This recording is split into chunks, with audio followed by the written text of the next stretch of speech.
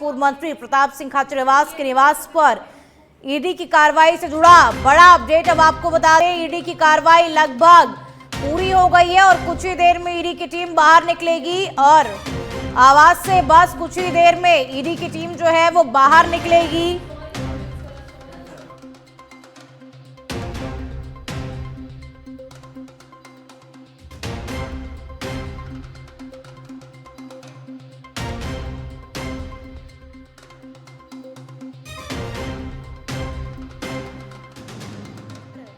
बस कुछ ही देर में आवास से टीम बाहर निकलेगी। ईडी की टीम की गाड़ी और पुलिस जाब्ता घर के बाहर तैनात हुआ है। सिविल लाइंस स्थित निवास पर पिछले 7 घंटे से कार्रवाई चल रही है और खाचरियावास के निवास के बाहर कांग्रेसी कार्यकर्ता जमा हुए। कांग्रेस की कार्यकर्ता और ईडी के कार्रवाई के खिलाफ नारेबाजी भी कर रहे हैं। ईडी के सपोर्ट के लिए आसपास के थानों से पुलिस को भी बुलाया गया था, क्योंकि देखिए प्रताप सिंह खाचरियावास के समर्थन में कार्यकर्ता वहां पर जुट गए थे, नारेबाजी करने लगे थे, इसलिए माहौल ज्यादा खराब ना हो इसलिए आसपास के थानों से पुलिस को भी बुलाया गया।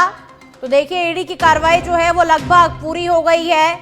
कुछ ही देर में ईडी की टीम जो है वो बाहर निकलेगी और तस्वीरें जो है वो बिल्कुल साफ हो जाएंगी कुछ ही देर में कि आखिर आज के सर्च ऑपरेशन में ईडी को क्या कुछ मिला, क्या कुछ दस्तावेज मिले, क्योंकि प्रताप सिंह खाचरियावास का बयान भी सामने आया था। हमने प्रताप सिंह खाचरियावास को भी सुना था। प्रताप सिंह खाचरियावास ने कहा था कि सांच को आंच नहीं है, ईडी सर्च कर ले, ईडी को वो पूरा सहयोग करेंगे, किसी भी तरीके से कार्रवाई में कोई बाधा वो नहीं डालेंगे।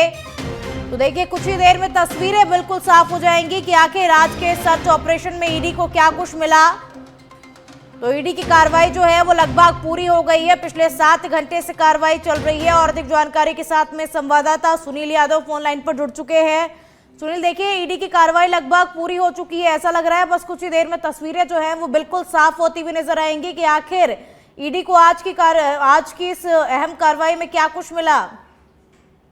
बिल्कुल खुशबू, देखिए करीब 7 घंटे हो चुके हैं। पूर्व कैबिनेट मंत्री प्रताप सिंह खाचरियावास के आवास पर ईडी की कार्रवाई चल रही है और अभी बताया जा रहा है कि कार्रवाई जो है वो खत्म हो चुकी है।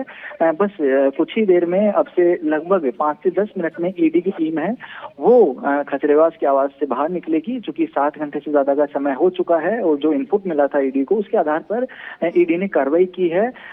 किस तरह की ये कार्रवाई थी और इस कार्रवाई में क्या मिला, किस तरह के तथ्य सबूत मिले, जो भी घोटाले या फिर जो भी भ्रष्टाचार है उसको लेकर, वो ईडी की टीम जब कार्रवाई पूरी कर लेगी उसके बाद जब प्रेस नोट जारी होगा उसके बाद स्पष्ट हो सकेगा। लेकिन जो दूसरी तरफ है, मंत्री प्रताप सिंह खाचरियावास ने आवास के बाहर आकर मीडिया से 2-3 दफा बातचीत की। हर बार यही बोल रहे थे कि जो कार्रवाई है उसके बारे में पहले किसी तरह की सूचना भी नहीं दी गई है और जो आरोप लगाए जा रहे हैं वो आरोप सारे निराधार हैं और जिन आरोपों के आधार पर टीम जो ईडी कार्रवाई कर रही है, ये महज विपक्ष की आवाज को दबाने का तरीका है। जो विपक्ष की आवाज है वो दबाई जा रही है। मैं दावे के साथ कह सकता हूं कि जब ईडी की टीम बाहर जाएगी तो कुछ भी मेरे घर के अंदर नहीं मिलेगा। और जो कंपनी है, एक जो चिटफंड कंपनी PACL, उसका दावा किया जा रहा है कि उसमें 48,000 करोड़ का जो घोटाला था उसको लेकर ये ईडी की कार्रवाई है। इसको लेकर भी प्रताप सिंह खाचरियावास ने कहा कि वो और उसका परिवार इस तरह की चिटफंड कंपनी में कभी किसी तरह का ना तो इन्वेस्टमेंट किया और ना इससे कोई नाता रहा है। तो अब ये देखना होगा कि जब ईडी की टीम यहाँ से निकलेगी क्या कुछ बयान देती है, वो महत्वपूर्ण रहेगा, या फिर अगर बयान देने से बचती है तो जो ऑफिशियली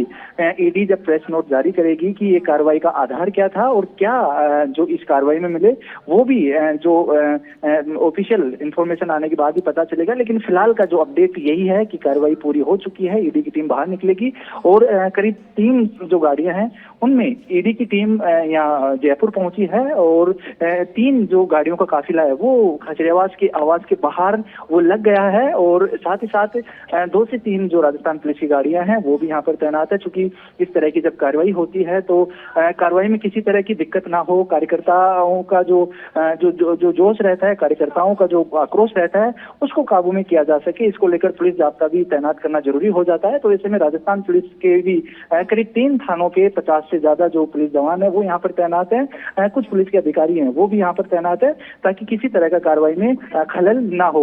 तो फिलहाल बस जो जिस तरह से काफिला लगा है, ईडी की टीम की तमाम जो गाड़ियां हैं वो लगी हैं आवाज के बाद, उससे यही अंदाजा लगाया जा रहा है कि अब से कुछ देर बाद में ईडी यहाँ से निकलेगी। खुशबू, चलिए आगे भी अपडेट देते रहिएगा सुनील इस खबर पर। फिलहाल के लिए शुक्रिया आपका इन तमाम जानकारियों को साझा करने के लिए। तो देखिए कुछ ही देर में बस ईडी की टीम बाहर निकलेगी और ईडी की टीम बयान देगी, उसके बाद ही तस्वीरें बिल्कुल साफ होती हुई नजर आएंगी कि आखिर आज की जो कार्रवाई है किस आधार पर हुई और ईडी को आज के सर्च ऑपरेशन में प्रताप सिंह खाचरियावास के घर पर क्या कुछ मिला। क्योंकि प्रताप सिंह खाचरियावास का बयान भी बार बार हमने सुना था। वो अपने घर के बाहर आए, मीडिया से रूबरू हुए, मीडिया से रूबरू होकर के उन्होंने यही कहा था कि सांच को आंच नहीं है और वो ईडी की कार्रवाई में पूरा सपोर्ट करेंगे, कोई भी बाधा वो नहीं उत्पन्न होने देंगे। तो देखिए ईडी की कार्रवाई से जुड़ा इस वक्त का ये बड़ा अपडेट आपको बता रहे हैं। कुछ ही देर में ईडी की टीम जो है वो बस बाहर निकलेगी। 7 घंटे से कार्रवाई चल रही थी और अब ये कार्रवाई पूरी होती हुई नजर आ रही है।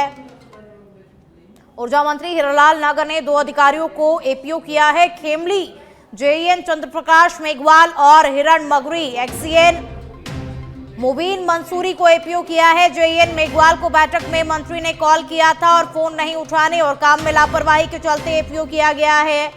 एक्सीएन मुबीन मंसूरी भी बैठक में नहीं आए। जनप्रतिनिधियों की शिकायत पर एपीओ की कार्रवाई हुई है। तो देखिए कॉल किया गया था लेकिन बैठक में शामिल नहीं हुए, उसके बाद अब एपीओ किया गया है। फोन नहीं उठाने और काम में लापरवाही के चलते एपीओ किया गया है। एक्सीएन मुबीन मंसूरी भी बैठक में नहीं आए। तो जनप्रतिनिधियों की शिकायत पर एपीओ की कार्रवाई को अंजाम दिया गया है। कॉल किया गया था लेकिन फोन भी नहीं उठाया गया, साथ ही बैठक में भी नहीं आए। तो ऊर्जा मंत्री हीरालाल नागर ने 2 अधिकारियों को एपीओ कर दिया है। 17 को जगतगुरु रामानंदाचार्य संस्कृत विश्वविद्यालय का दीक्षांत समारोह और 6061 अभ्यर्थियों को डिग्री व मेडल दिए जाएंगे। 10 छात्रों को अलग अलग संकाय में गोल्ड मेडल व 14 छात्रों को पीएचडी की उपाधि दी जाएगी। लोकसभा अध्यक्ष ओम बिरला व संस्कृत शिक्षा मंत्री मदन दिलावर बतौर अतिथि शिरकत करेंगे। राज्यपाल हरिभाऊ बागड़े भी इस कार्यक्रम में मौजूद रहेंगे। समारोह में आचार्य महामंडलेश्वर अवधेशानंद गिरी को डिलीट की मानद उपाधि भी दी जाएगी। जौमारामगढ़ से खबर अब आपको बता दें, मनोहरपुर दौसा एनएच 148 मौत का हाईवे बन चुका है। 2 लेन का नेशनल हाईवे और जोखिम भरा सफर। हाईवे पर हादसों के बढ़ते ग्राफ को लेकर के आमजन जो है वो चिंतित है। 15 माह में 226 हादसों में 43 लोगों की मौत हुई है, 182 लोग घायल हुए हैं और लोगों की लगातार मौत हो रही है। जिम्मेदार जो हैं वो मौन बने बैठे हुए हैं। डिवाइडर नहीं होने से आए दिन हादसों में लोगों की जान जा रही है। हाईवे पर ओवरटेक और तेज रफ्तार हादसों का मुख्य कारण है देखिए, और ग्रामीणों में इसको लेकर के भारी आक्रोश देखा जा रहा है। हाईवे को 4 लेन और रायसर में ट्रामा सेंटर के निर्माण की मांग भी उठी है। तो देखिए मौतों का ग्राफ जो है वो लगातार बढ़ता जा रहा है। ऊर्जा राज्य मंत्री हीरालाल नागर ने उदयपुर के जिला परिषद सभागार में एक महत्वपूर्ण बैठक की। बैठक उदयपुर, राजसमंद और सलूंबर जिले में ऊर्जा विभाग के जरिए संचालित योजनाओं और मुख्यमंत्री बजट घोषणाओं की प्रगति की गहन समीक्षा कर की गई। बैठक में राज्य मंत्री नागर ने अधिकारियों को दिशा निर्देश दिए, वो सभी कार्य निर्धारित समय सीमा में पूर्ण करें और किसी भी प्रकार की लापरवाही पर संबंधित अधिकारी और संवेदक की जिम्मेदारी सुनिश्चित की जाए। तो जिला परिषद सभागार में यह अहम बैठक ऊर्जा मंत्री ने ली। मुख्यमंत्री बजट घोषणाओं की प्रगति के बारे में भी जानकारी ली। देखिए ये 19 ठिकानों पर जो छापेमारी हुई है उसमें ईडी की कार्रवाई हुई है और उसका प्रवर्तन निदेशालय ने जयपुर में जो करीब 5 टीमें लगाई है। अब इसमें कहीं न कहीं लिप्तता उनकी पाई गई है और उसमें उनका भी कुछ अंशदान था, तो उसकी जांच हो रही है। अगर वो दोषी होंगे जांच में तो कार्रवाई होगी, दोषी नहीं होंगे तो कोई कार्रवाई नहीं होनी है। अब ये कोई भी किसी तरह की लिप्तता पाए जाने पर उसका कार्रवाई किया जाना, वहां पर ईडी का आकर के और जांच करना एक प्रक्रिया है।